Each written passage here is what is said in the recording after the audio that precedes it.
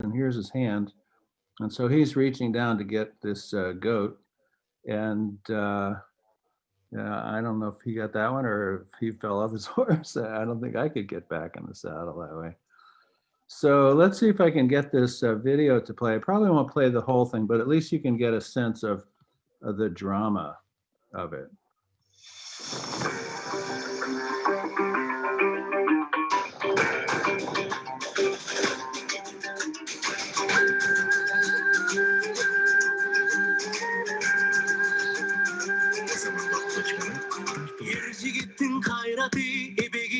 Aybatı ezelteden kökbörü erenderden taymaşı azaymagan aybatı abaltadan kökbörü arslanlardan taymaşı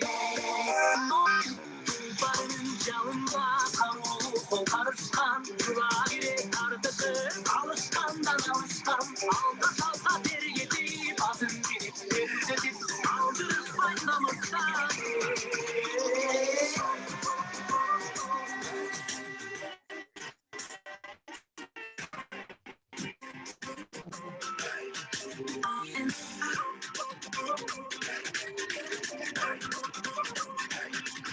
Aksakaldu atanda, ağelekçi apanda, var sürüp kıykırı, oturuştu katarra, yerler bıktı oynason, elim görüp doy bolsun, aykırmadas olsun.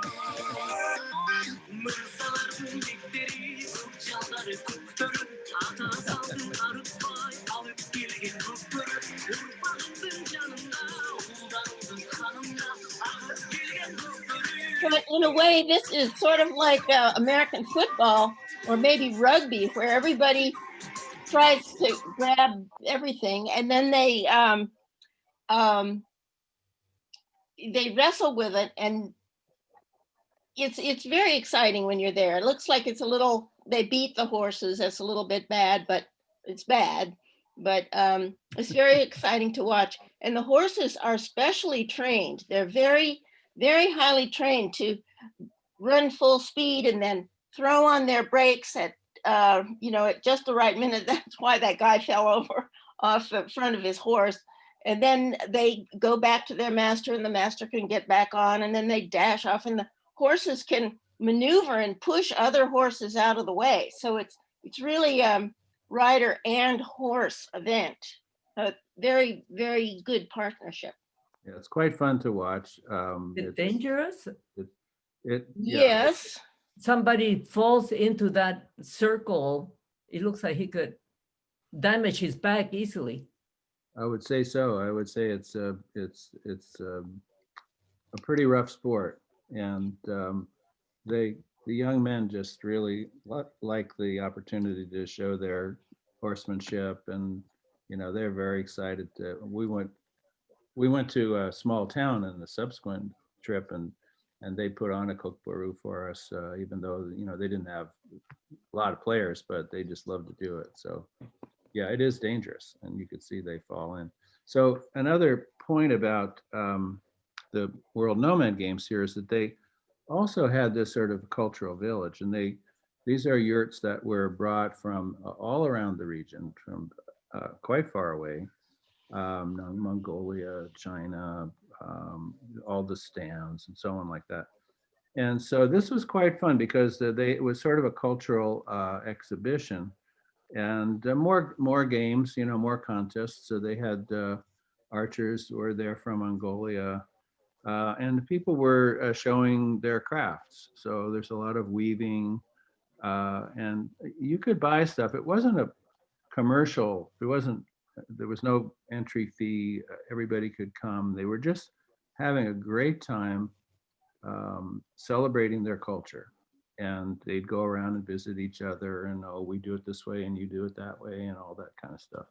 And so it was a really, really lovely event. We went there for a couple of days, and here's the ladies in their traditional garb with various textiles that they've worked on. Excuse me, Roger. Yeah. I had a question from Hillary. She asked, are any women competing in the kokboru? Yeah, in the kokboru, I don't think in the kokboru, but they do participate in archery and and other sports. I doubt it that they are in the Kokpuru, but you know, as modern times, you don't want to rule them out. Here's a grandmother with her grandson and just enjoying it. Um, a lot of it was looking good, you know. So they would dress up in traditional armor, and you know, of course, nobody's going to go riding around shooting each other with arrows anymore. But they're, you know, they love it. You know, they love to get dressed up in the costumes and stuff. And here's a big cart that some of the guys paraded in. And here's some of the women archers. And they had a team and participated in various archery events, and probably others that I don't know about. But I would, you know, they're going for it too. Everybody's just really enjoying this. Well, Roger, Yeah. you know, those women were dressed up as warriors. And Mhm. back in the day, they were warriors. Women were warriors. Okay, that's a So good point. this Yeah. is the female warrior contingent. Yeah. All right. Okay. Thanks for that.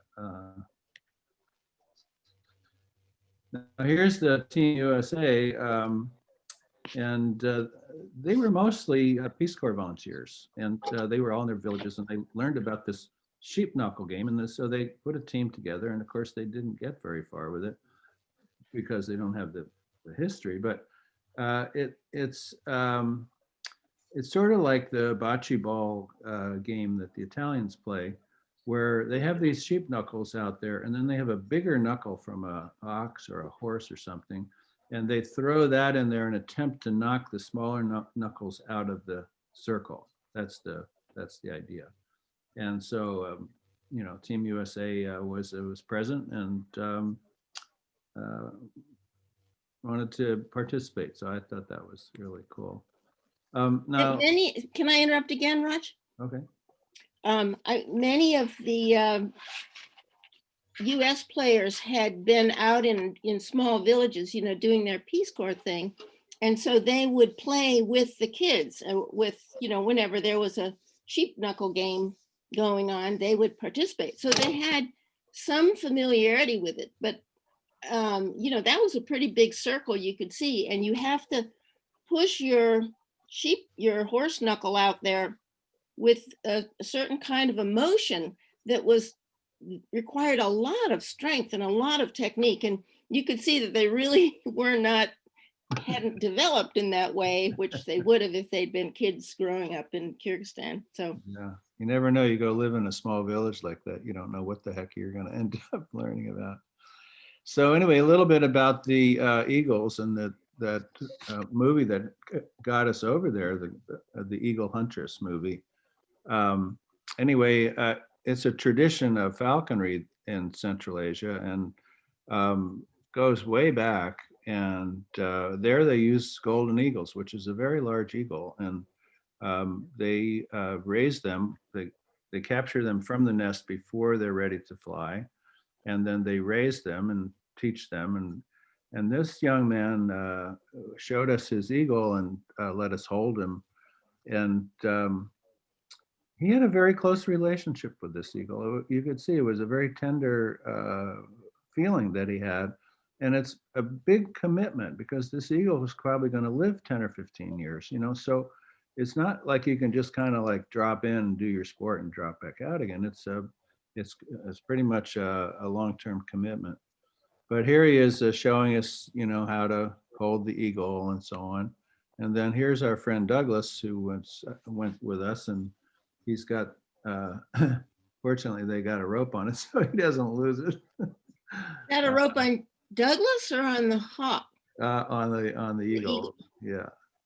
It's tied to one of his talons, and then here's his head up there, actually wearing here you can see better, and this is me holding it, and you can see the hood that they put over it. They only take the hood off when he's going to be ready to fly. And here's Audrey with the eagle, and the eagle is, were you scared when you were holding the eagle like that, Audrey? No, but he was very heavy, Mhm. surprisingly heavy. So I had to use both hands and. Yeah, right. And here's Douglas's girlfriend, Jana, and she looks like she wasn't going to do it. Another thing they have, they sell puppies. The people come with new litters of puppies because their dogs are very important in hunting. And so this little puppy and Audrey bonded, but we couldn't bring it back, I guess. I don't know if that's fortunate or unfortunate. I think the dog's probably better off over there. But that was fun. Now here are some falconers. These are from Kazakhstan, which is the neighboring country. It's a lot bigger country. It's quite different because there's a lot more steppe there. Kyrgyzstan is about 80% mountain, so it's really right on the edge of the steppe. So anyway, these guys were falconers, and I got a sequence here. You can see him pulling the hood off of the eagle and sort of launching it, So here's the eagle just getting ready to take off, and he flies across the fairground, and here he is coming across over top of. We're in this bunch of spectators from many countries around the world, but mostly Kyrgyz people. And then, his partner catches the eagle as it goes there. So this was sort of like a demonstration cultural thing that they can do in this context. So that was pretty interesting. And then a little bit about horses. Roger, yeah. can I interrupt for a minute? Yeah. I have a question from Hortensia Chang. Okay. Hortensia, do you want to unmute yourself? No, I didn't have a question. I did already. Oh, you asked it already. Yeah, sorry. Okay. All right, I saw your hand up, so I'm gonna. Okay. So we're going to move on to the horses, and we went to a yurt camp up on the hills, and Johnny Vic was our horse guide and was quite interested in the photos and the iPhone and all that stuff. And so we got a chance to go around and ride horses up in the mountains. And here you can see in the background, these are the mountains of central Kyrgyzstan, and they go to the highest peak in the country is 24,000 feet. So it's a pretty mountainous country. Okay, so now we're going to go to year 2 in 2019.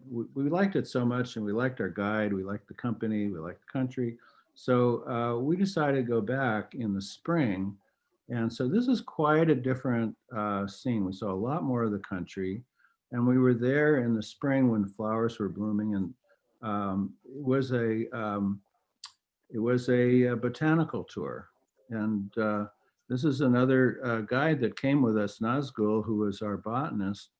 And so she didn't speak much English, but she spoke quite a bit of Latin for the botanical names. So everybody had to speak Latin, which was a little tough on us. But these two fellows in the back, one was this guy's from Holland, and this one's from Belgium, a Flemish guy. And so they actually were plant enthusiasts. I mean, I don't know if they were full-on botanists, but they knew a lot about plants. They had gardens themselves and collections and stuff. So they were helpful in terms of our understanding about the plants. We're not real, into botany, but we like flowers and we like plants. So it was just a chance to get up there.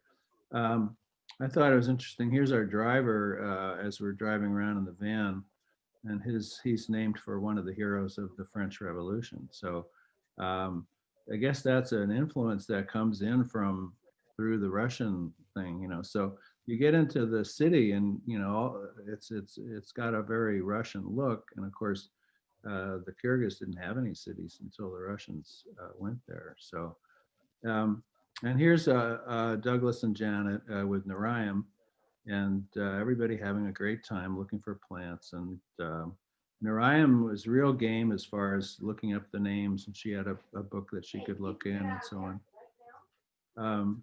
So here's Audrey out in the field taking a picture of a remarus. I'll throw these names in there in case we have some people who are familiar with plants. We mostly ate the plants, but yeah, we had wonderful food. It was quite a good thing. Now, just a little bit about the architecture. One of the things Marat pointed out to us was that you can tell, or he can tell, I mean, I can't tell, but he can tell looking at a building, you know, which era of the Soviet Union that was based on who was the premier. And so that was a fun game. Now here's a sign advertising chicken wings. And what I like about this picture is that this is written in English. This says chicken, but it's in Cyrillic alphabet. So chicken, and this says wings, but it's in the Roman alphabet. So a little bit of cosmopolitanism there. You know, I guess you have to, you know both alphabets, but or you can just look at the pictures. But here's a Stalin type building. You know, under Stalin, the emphasis was not so much on housing for people as it was for sort of monumental, you know, big columns and you know, Corinthian capitals and all this stuff. You know, so. All of this really big stuff is from the Stalin period. And of course, the Kyrgyz participated in World War II as allies of part of the USSR, which was at war with the Germans. Another Stalin type building. And then in the downtown, here you can see the mountains in the background. So we're just about ready to take off on our tour around the country. And so we get out into the beautiful countryside, and the spring is just wonderful. And here we are up in a field of flowers that it just wouldn't quit. It was just amazing, wonderful time to be there. And of course, in a mountainous country like that, everything depends on the altitude. So, you know, this particular place was not very high. It was probably around 3,000 feet elevation, and already it's in late May, it's just bursting with growth. Here we have a roller. We like birds. There wasn't a huge amount of birds besides the eagles, but these rollers were really fun to see. They burrow in the cliff. They use their beaks to dig a burrow. So the road cut, where the road had gone through a hill and made a cut, made an opportunity. So these rollers were flying around, and we were able to get a photo. So some of the plants, some of the flowers, I find it interesting that you know, we're all in the northern hemisphere, more or less at the same latitude. Kyrgyzstan's a little bit farther north than San Francisco. Goes up to about 43 degrees. We're at 38 degrees, so it's maybe like Oregon. And so they have wild onions. So onions, a lot of these plant genera spread across the northern hemisphere. So there's a lot of familiarity, and then of course lots of different things as well. Barberry, beautiful flowers in flower there. Aremarus, we saw that one before. This is an echium. Here's one that we're all familiar with, which is rhubarb. And actually, they don't cultivate rhubarb there. They collect it in the wild. And so along the roads, we would see people holding up clumps of rhubarb that they'd gone around and collected, and then they would sell at the side of the road. So rhubarb is something that they like. And, you know, Audrey and I have roots in Iowa, so lots of rhubarb up there. A legume in the Fabaceae, I don't know, some type of a pea. Tulips, you know, there's all this discussion about where tulips came from, and the Dutch think that they started tulips, but they actually got them from Turkey originally, and so then the Turks say, well, we're the ones that discovered tulips. And so, well, what about over in Central Asia? It turns out that a lot of crops and flowers and stuff that we use come from that area. So probably different types of tulips in different areas, but certainly some here in Kyrgyzstan. The company we went with, Ecotour, they have a different tour for tulips, and it's earlier. So it's a little bit chillier and not as much variety, but it's really the time to see tulips, and they get tons of Dutch people going over there. So they have a strong connection with Holland. I'm not sure why. Here's a succulent that we saw, and a lily, Ixiolerion, and a pasque flower, beautiful with the backlighting. And then carpenter bee. We have carpenter bees around in our garden. I'm sure it's a different species. You don't want them to get into your eaves. They'll chew them up. Fritillaria, we have relatives of the fritillaria here. Primrose, of course, lots of people grow primrose in their gardens. This is a wild one from Kyrgyzstan. And an orchid. They don't have a lot of orchids there, but this one was growing out in the meadow near a small creek. And then this is the caper plant. And see if I can show you this. Here's the bud that they pickle to make capers, which people use as flavoring in salads and whatnot. But that's the beautiful flower of the caper. And, so here's a wildflower bouquet. So sorry about that. Let me see if I can turn that on.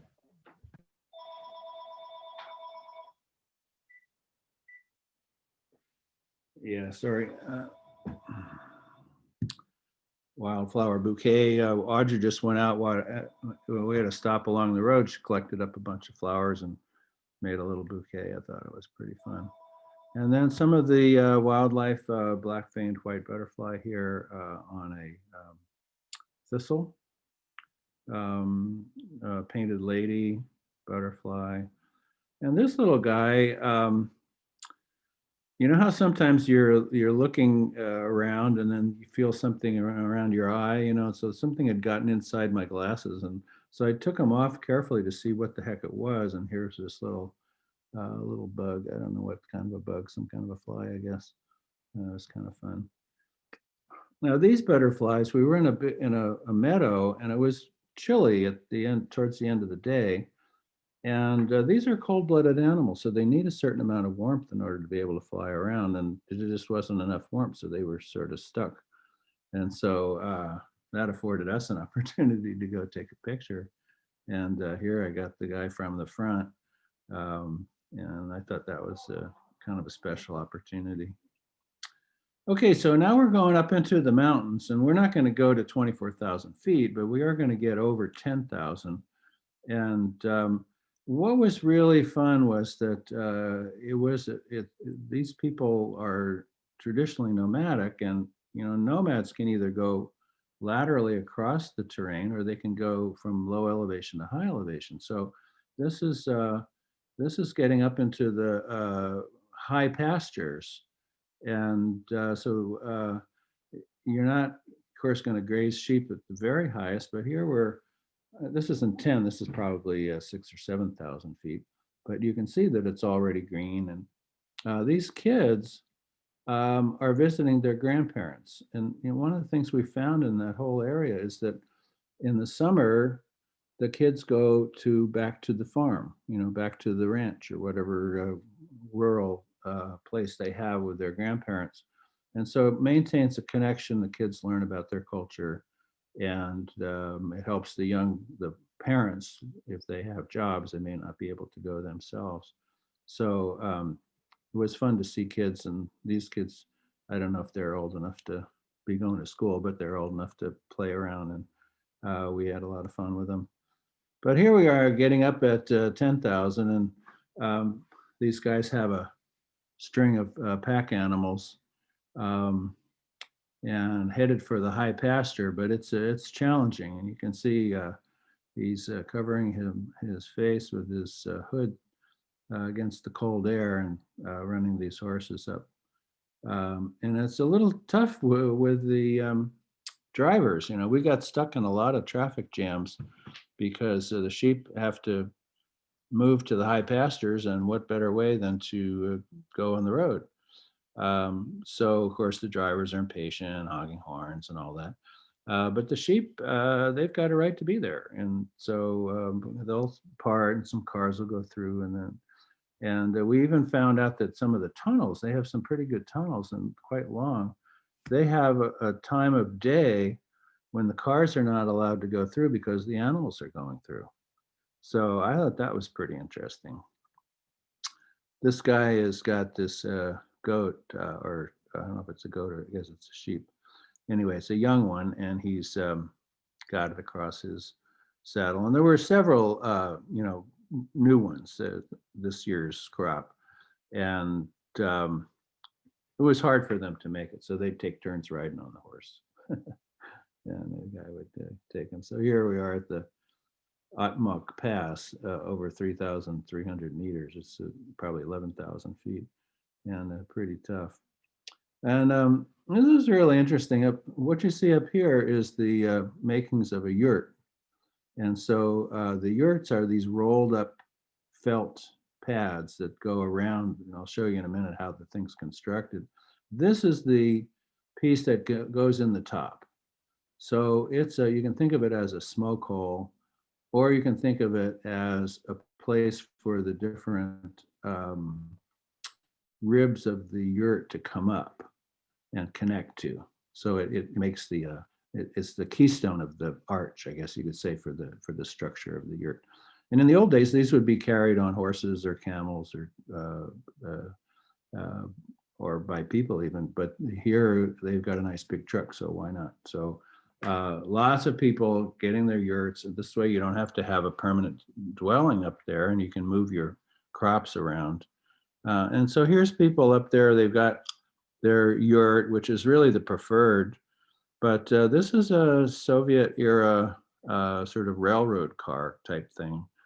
And then here's just a simple shed that they've built. So they improvise and make a variety of dwellings that help them to make it up there. And you can see it's just starting to get green. And so we went to a yurt camp. Was really quite fun, and it was chilly. And there's the grandmother with the baby, and Audrey's trading grandmotherly looks. And here's our little yurt camp, and they've got the yurts all set up for us. And fortunately, you can see they've got a chimney. Now that's not traditional, but here's the cover for that hole. So if they had a fire inside without a chimney, then they would the smoke would go out through that hole. But nowadays they make them with a chimney.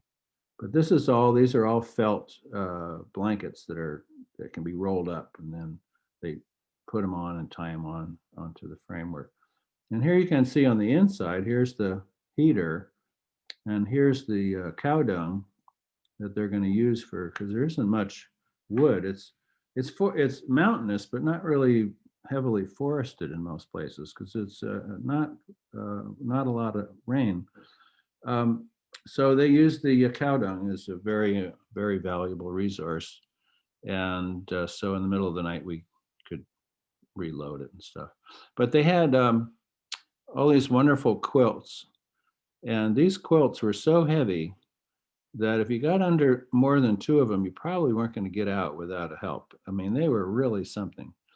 And here you can see this is the wall of the yurt, and it's this sort of lattice type thing which will collapse, and so they collapse and roll it up, so it's easy to carry.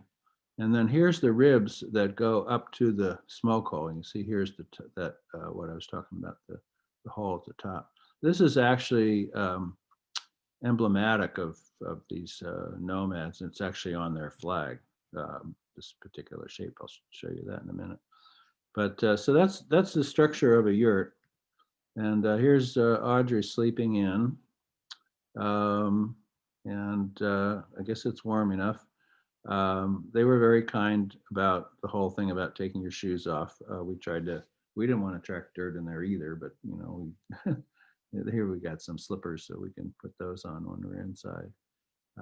So that's the yurt structure.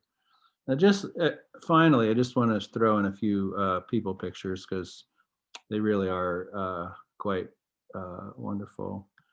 And this little boy's got his toy boat, and the moms are up there chewing the fat. And this was in a restaurant we went to. This group meets periodically for lunch, and this little guy zooming around. This mother and daughter are Tatars, and you may be familiar with the Soviets moved people around quite a bit.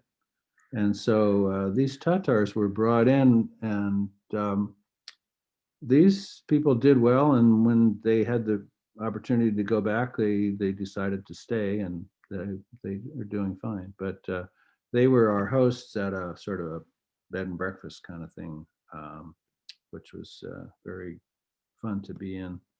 A couple of little guys with their cell phone, it's worldwide. This little family engaged us with they knew a few words of English, hello, how are you, what's your name, that type of stuff. And so they posed for a picture, very sweet kids. And this young woman, we were out in a village, and she came up to Janet and started talking to her, and she had pretty good English. They had a nice conversation. So I think she was only 14 or 15, something like that, but very, very friendly, and very interested in us and we in her. So they had a person there. I don't know if it was a Peace Corps volunteer or who, but there was somebody apparently from Michigan. And so it was fun to meet her and talk to her. And here's some kids. This one looks like things aren't going quite right. I'm not sure what's going on there. And here's some ladies with their dress. That's typical dress there. Outside a mosque, this fellow is sweeping the steps. And here's a guy selling rhubarb and wild onions. And so they go and walk way up on the slopes and stuff in the spring and collect. And it's a way to make a few extra bucks. So anyway, that's our show from Kyrgyzstan. So thanks for watching.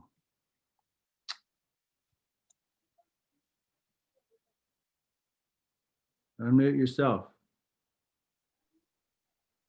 You unmute yourself. Ask what's his face, Mark. Oh, yeah. Unmute yourself here. I'm not sure if Mary Jo or I'm going to thank you, Roger, on behalf of all of us Yes. for a Go ahead. beautiful presentation. Yeah. Oh, glad you enjoyed it. Where's the gallery view? I don't know, that's not, Yes. I think there is a question in the chat. should be up there. Yeah. Participants maybe, or more? Yes. No, in chat, there is a question from Hillary Naylor. Question from Hillary. She says, Go to you participants. build outhouses. And yes, Yeah.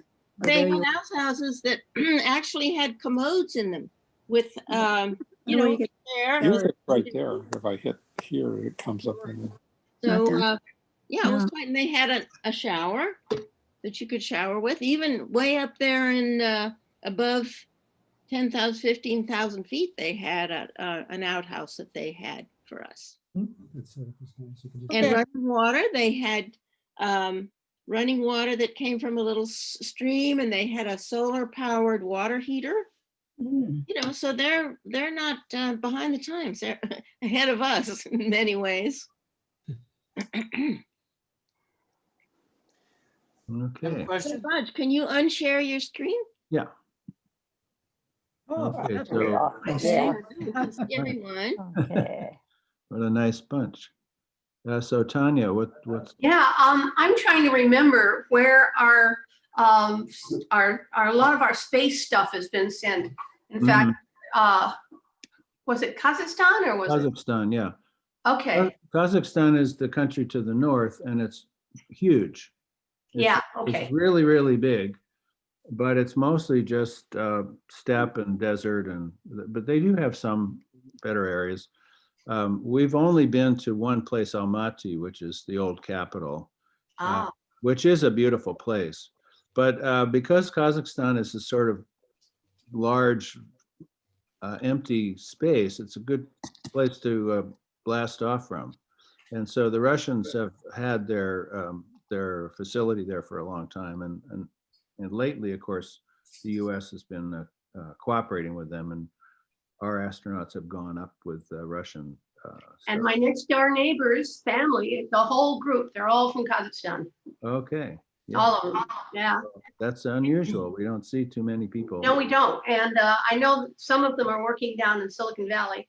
They're Uh-huh. very well educated. They're Good, wonderful yeah. people. And one couple has had their first baby about a year ago. Uh-huh. Yeah. We so they- we were on a walk the other day. You know, Audrey's going to be starting up the nature walks pretty soon, Oh, and so we were having kind of a little get together of the leaders. And one of the people that I had never met before, a woman named Nadine, had gone to Kazakhstan and had adopted a girl ooh, and brought her back and raised her up. And we have another friend who did that also. So apparently, at least, you know how these things kind of come and go. If you want to adopt a baby, you kind of like have to say, well, which country has yeah. people to adopt? And it's at some stage, Kazakhstan was in that situation. Thanks. Pat, yeah. Yeah, Pat. do you know what the ethnic origin of the folks in Kyrgyzstan is or are? Yeah, so they're Turkic speakers. Okay, so Turkic is a language family, and so we tend to kind of say the ethnicity with the name of the language.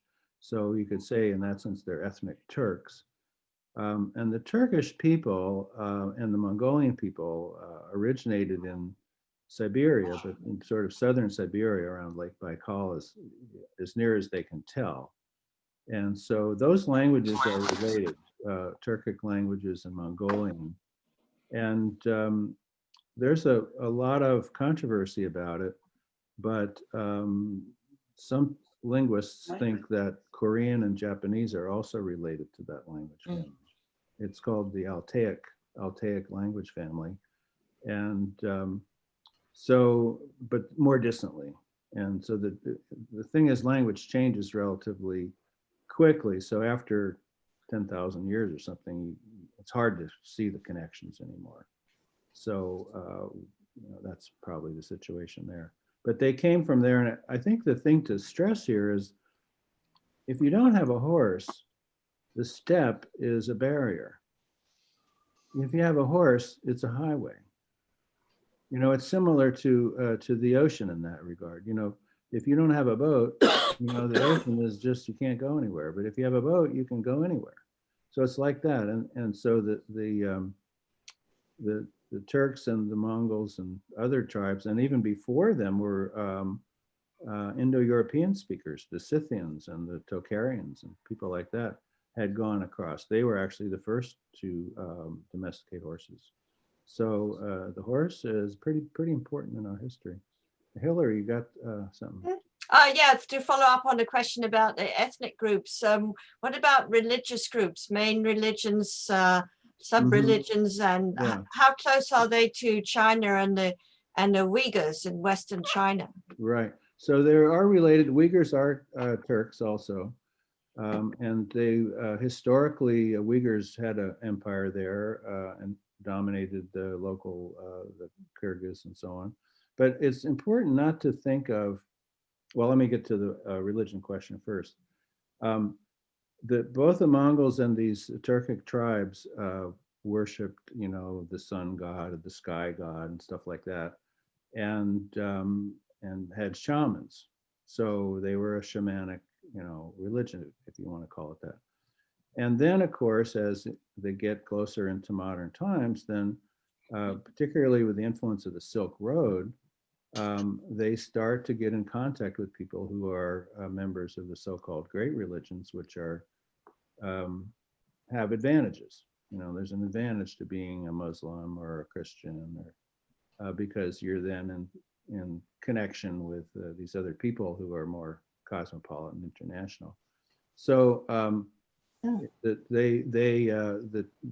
Turks, by and large, converted to Islam, but it's kind of, from our point of view, it's Islam light. I mean, they were not, I wouldn't say, fanatics or fundamentalists or anything like that. I mean, they kind of, like a lot of people, yeah, I'm a Christian, but I might go to church a couple of times a year. I mean, it wasn't for most of them. Now, when they're living, I don't know, I'm getting that feedback.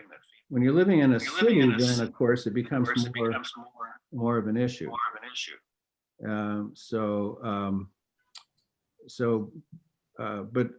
today, Kyrgyzstan is nominally 80% Muslim.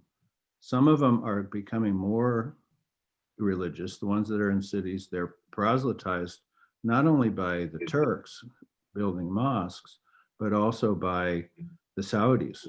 So the Saudis are trying to spread, their Wahhabism, which is a very fundamentalist type of Islam. And the other thing you have to say, of course, is they were part of the Soviet Union from 1920s to the 1990s, and they're atheists, so an interesting mix. And that was pretty fascinating. Judy, I think you got your hand up. Speaking of the horses, they look, are they a different breed of horses? They look very unusual to me, kind of archaic horses when you had that shot of them. I'm not a big expert on horses. I mean, they're horses. They're equus or whatever the genus is. But I really don't. I don't. Does somebody else have more information about horses? That's not. Roger? Yeah. They're not the Kozlowski horses, which are the Przewalski, yeah. the No. old No, in Mongolia they have a wild horses that are perhaps descended directly from wild horses called the Przewalski's horses, but They just look kind of like they had fur almost. And Yeah. No, that was their their manes winter looked coat. different. That was their Maybe- winter coat, Judy. They Okay. were all furry because they've been living out in outside, and they developed very, very heavy coats. Now, Okay. the ones that were used in the Cote Boru, they might have been a special breed, and they might have been thoroughbreds. I don't know. They were really They bred. look more like a thoroughbred than these did. Yeah, Yeah. like a quarter horse maybe. And those also were young ones. I don't know if you noticed, they looked like, to me, like they were colts. They were pretty long-legged, and Yeah, that too. yeah. Let's see, Irene had her hand up, I think. No. No? No. Anybody else? Okay, Will? Yeah, I was wondering about the wildlife. Do they have any wildlife left, or has it been exterminated? Like, They do have wildlife. I mean, they have snow leopards up in the mountains, and we didn't get up there, so I would love to see a snow leopard. I don't know if I'll ever get to do that. But I would say that the eagles were the main thing we saw, and there was a golden eagle pair every 20 miles all the way across the steppe. There's a lot of, rodents and whatnot to feed eagles. Were you thinking of any other particular type of wildlife? well, horses or leopards and other raptors, perhaps. Yeah, there are definitely other species of raptors. Horses, no. I mean, there's no wild horses anymore. They've all been the only wild horses are in Mongolia, and they're in a park, and they're protected. But no, horses, of course, can all go feral. They can all run off like our Mustangs up in Wyoming and stuff. But the other thing would be probably sheep and goats. There are various types of mountain goats. I don't know. Roger? Issues. Yeah. They hunt foxes and hares with their eagles.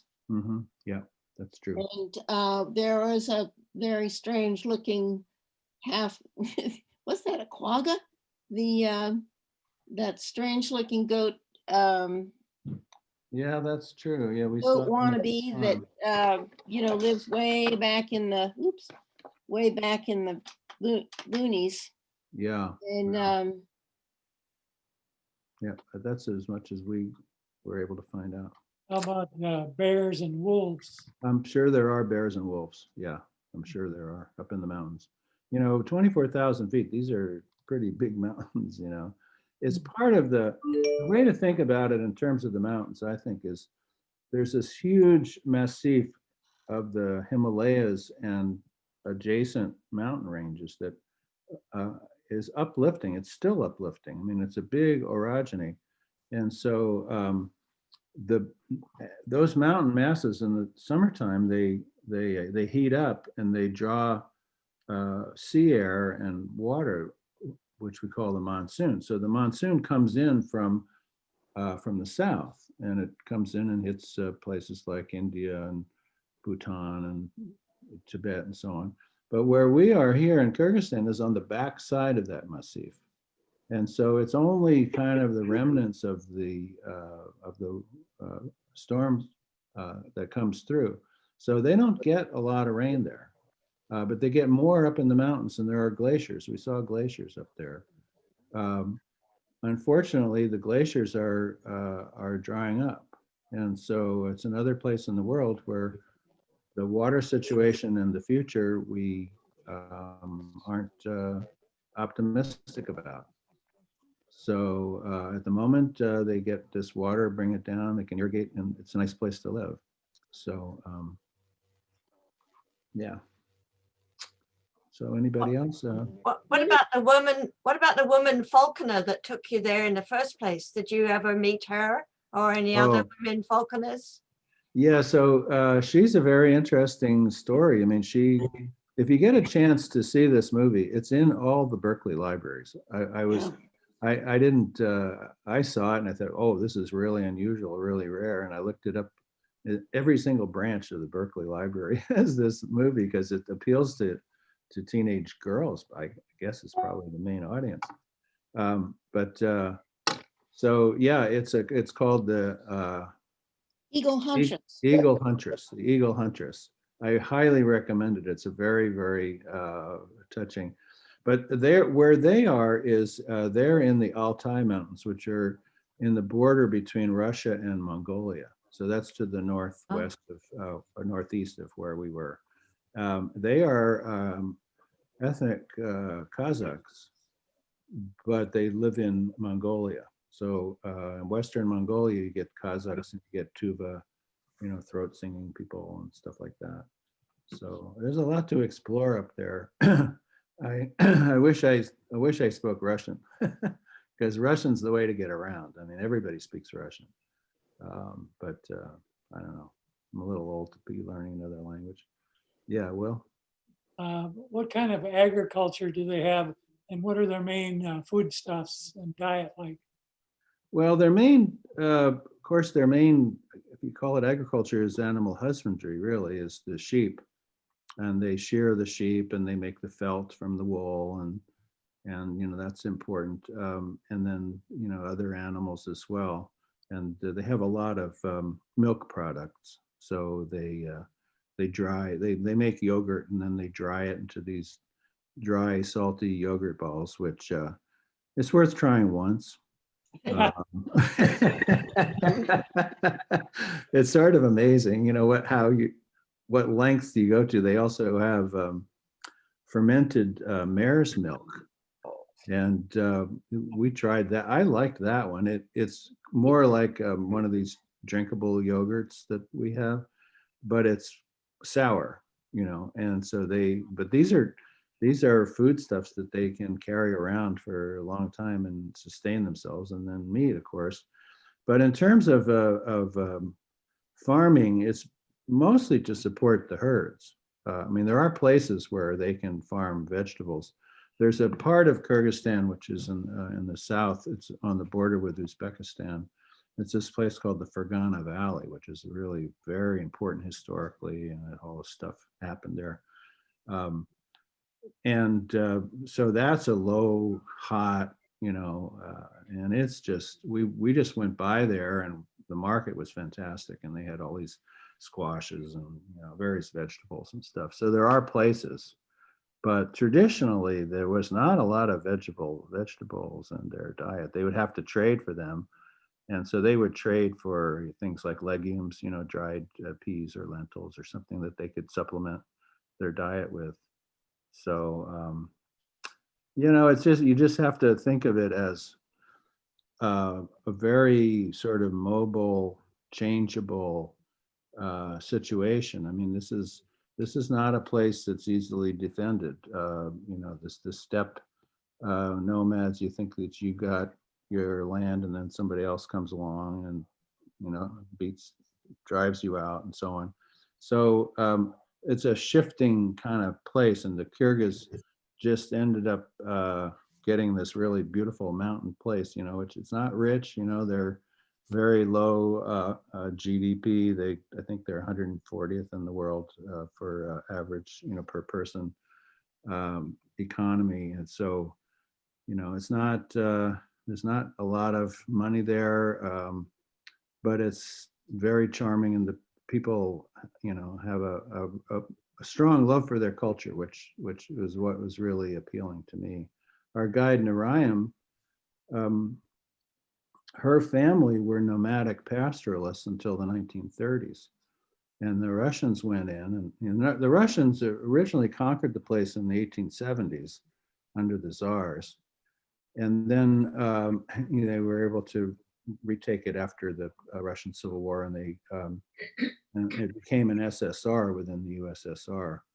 And then they were the ones who kind of settled everything, like, okay, you guys, enough of this wandering around. You got to live in villages like proper people. And so they built villages for them. And I was really interested to talk to Narayam about, what did they think about that? I mean, did they want to settle down, and of course some did and some didn't, but overall her perspective was that the Russification was a very positive development, because now they had running water and they had a house with walls and they had something to stay warm in the winter. Those yurts are okay, but it's nice to have a proper house. I mean, they love their yurts, don't get me wrong. They'll sleep in a yurt in a minute, but so the Russification with education, contact with the outside world, more trade goods, all that stuff became very desirable. And even going along with that, of course, as well, if they decide to have a war, guess what? You have to send your young men and fight. So they lost all those stands, lost a lot of people in World War II on the Eastern Front, where the Germans and the Russians were fighting. And if you join the outside world and you participate in the challenges. So, but overall, they seem to, she's our guide, she speaks fluent Russian, Kyrgyz, and English, and she's studying French. She's has a master's degree in anthropology. She's been to Western Europe a few times. This is a pretty sophisticated young woman, and it's just amazing, that just 2 generations ago they were wandering around, herding sheep and stuff. So it's just a wonderful saga, I think. So I hope people get a chance to, hope we all get a chance to go there someday. I highly recommend it. It's really an interesting country and fun place to go. Yeah, Will? I imagine they had a history of tribal warfare within their nations, right? Oh, yeah. I mean, the name Kyrgyz, the name means the 40, and it refers to the 40 tribes that amalgamated to form the Kyrgyz nation. Mhm. So you can kind of think of it that there were all these small, we call them tribes, but small tribelets that each had a few lineages and some dialect of their own, but then at a certain point you need friends and you need to cooperate. So then they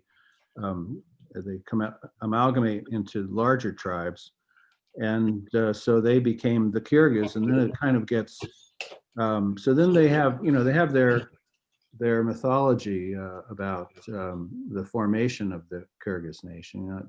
There's a culture hero called Manas, and there's epic poems. The longest epic poem in the world is the story of Manas, and some of the old storytellers can recite, large chunks of this oral culture, and so. This is something we witnessed it. We just saw a little video of it. We didn't actually witness it, but it would be, I would really love to actually hear. But the point of the culture hero and the myth and all that is to give meaning and reality to the Kyrgyz nation, so they are, we are the Kyrgyz, so it's a moment in time, who knows what they're going to develop into later. Irene, did you have something? Would you unmute yourself, Irene?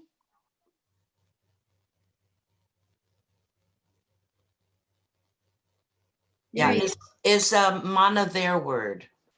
Manas is Manas is the name Manas. that's the name of the culture hero. Yeah, and he's the one who combined the 40. He was this great tribal leader who united the 40 tribes. So that's his name, Manas. Yeah. So. It sounds different than the rest of their language. That's why I was asking. Yeah. We didn't learn a whole lot of Kyrgyz. Audrey and I did study Turkish at one point a little bit.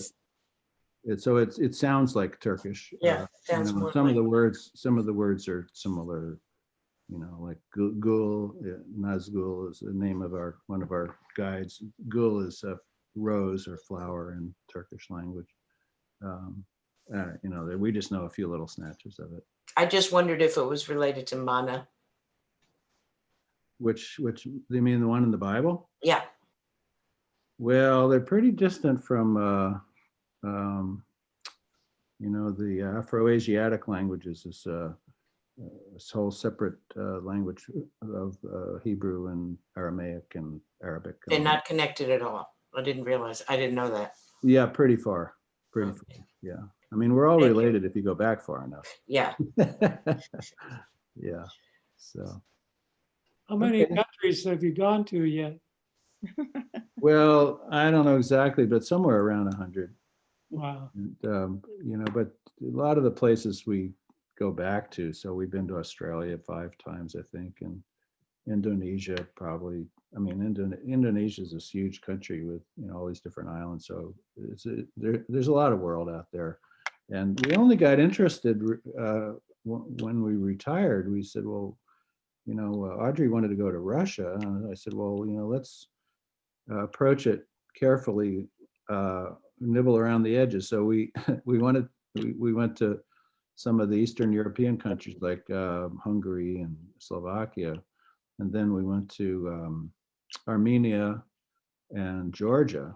And that was really interesting in the Caucasus Mountains, is that, these are all former SSRs, right? And then we went to Kyrgyzstan and Kazakhstan, and Uzbekistan is very interesting for the Silk Road stuff. And then most recently, Mongolia. So we're kind of circling around, and then we did go to Russia on one of those occasions, but sure would be nice to speak all these languages so that you could get around better. But that's not our background. We did a lot more with Latin American stuff before that, but there's, we live these wonderful long lives. I mean, it's amazing. We can still do stuff, although right now not too much, but so now we're pretty much gardening and home fix up and stuff, dreaming about traveling. So yeah. Ecotours. Ecotours. Is that your tour group, right? Yeah, it was called Ecotour Kyrgyzstan, Ah. and highly recommended. I'm sure they're on hold at the moment, but they're a local company. We didn't go through any, big international company. We really prefer to get local guides and local companies. And so it's a little, you don't really know, you here are sending money off into the ether and you wonder, is this actually going to happen? But, you get recommendations. In the case of Ecotour, we were kind of exploring around on the internet and we found them. And they said, well, we recommend that you get in contact with our friends in Holland. And like I mentioned, they have a strong connection with Holland. And so we wrote to a woman there, and she said, oh, I've been there so many times. It's just so wonderful. And, you're going to love it. And, she was so enthusiastic and sincere. It wasn't a commercial come on of any sort. And so we said, well, that sounds okay. Let's just do it. So we flew there from Moscow to Bishkek, and they met us at the airport, and we took off and went to the Nomad Games. Now the next Nomad Games will probably be, it's probably going to be in the city of Bursa in Turkey. It's south of Istanbul. It's a big city there, but it's closer to a steppe environment. So they apparently they have we've been through Bursa, but we didn't check it out that much. But they have apparently they have a big facility they can use to host the games. The challenge is going to be for all these people from the stands to get there. So I don't know how they're going to work that out, and with their horses and everything. But my guess is the Turks will lend them horses.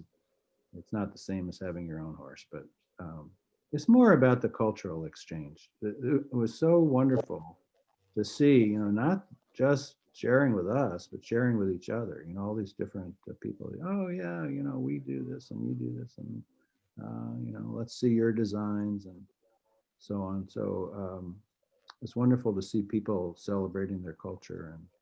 And yeah, Audrey? Roger, did you talk about the World Nomad Games where all of the yurts were admission was free? You could go visit anyone, and they would offer you food, and you could come in, and you could, they just were really, really open and into sharing. Yeah, it's really nice to see in this crass commercial world that we come from. Did you show them the horse taxi? Oh, tell them about the horse taxi. Oh, well, you could, we didn't take advantage of this, but instead of having, regular automobile taxis, they had horses. And so if you wanted a horse taxi, you get on the horse and they would lead the horse. It was quite a big area that you saw the vast array of yurts that people had brought in their own yurts just to show and to share with everyone. And so to get from one end to the other for the different events, you needed a horse taxi. So you got on the horse and away you go. Yeah, we found out about it too late. Yeah. If I'd known about that horse taxi, I would have been riding all around. So, yeah.